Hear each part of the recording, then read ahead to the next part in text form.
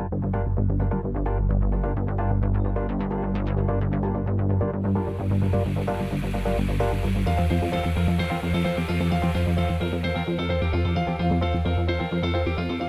way I coach, my midfielders have to be aware of the ball and the rebound as well, certainly from some of the set pieces. Do we need to buy a new player? Do we need to promote a player from here to the national team because he does it this way? Do you need to start the cycle again? This is a continuous analysis. Now you have all this data, what are we going to do with it? When we've concluded the action, so we've gone through this. General idea, obviously, is for the Nigeria Football Federation to send a group of ex-internationals and coaches who have worked within the Nigerian setup to come out here and learn a little bit to build their capacity, enhance their knowledge on match analysis, video scouting, opposition and match preparation. That is one. The second one, of course, is that you also must be also very responsible for the information you give. It was a tackle, it was a shot, and every week be able to manage that measurement and make it exactly the same every week. Our players, to start with, are not well educated about the game, you know, and their understanding about the game is very poor. And the coaches as well, because most of them never played at the highest level. We've identified that while the game is changing in other parts of the world, you know, in Europe, in South America, and even in North and Central America, it remains static in Africa. They have been a bit outdated, you know. They've been educating players based on the knowledge that they had, you know, but they've not grown with time because they were not given the opportunity. So when the president of the Nigeria Football Federation was newly elected, Amaju Pinnick, late last year, it was one of the things we talked about.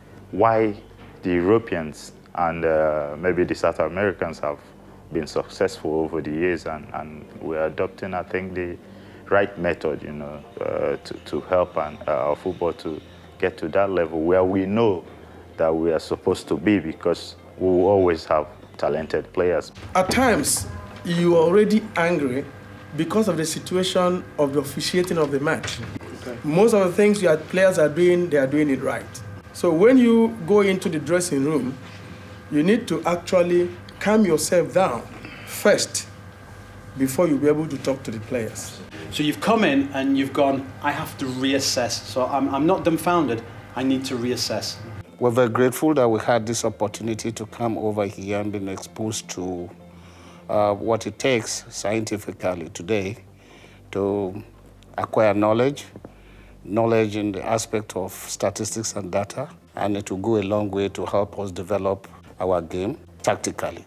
To try and show people, you know, the direction that football is going to now, even though that I've been aware of this, but I've never been given the opportunity, you know, to work with coaches. First of all, we have to implement it. You know, it's no use to all of us if we can't go back home and put it to work. We need to enhance the capacity of referees, to enhance the capacity of coaches, so that not only would we be developing players, which has never been in short supply in Nigeria or in other parts of Africa, but mainly who will harness these guys, who would harness the players, who will put them together and turn them into the finished product so that we can get results that are planned, scheduled, and organized. Possession won and kept. We can see how combative we were as well. So did we have physical challenge? Lack of understanding the right principles of the game in attack and in defense. Commitment. It's always easy to blame the players, but if you are not leading them in the right direction, then they can never get it right. We first must have to be able to convince the people who are managing our football that yes, you've done enough to get people out there to do this, acquire this knowledge. But the second step, of course, will be to bring the equipments so that we can practically implement what we're talking about. There's a culture to football in England, and it is the football culture that we want to embrace. We don't want to embrace the English culture.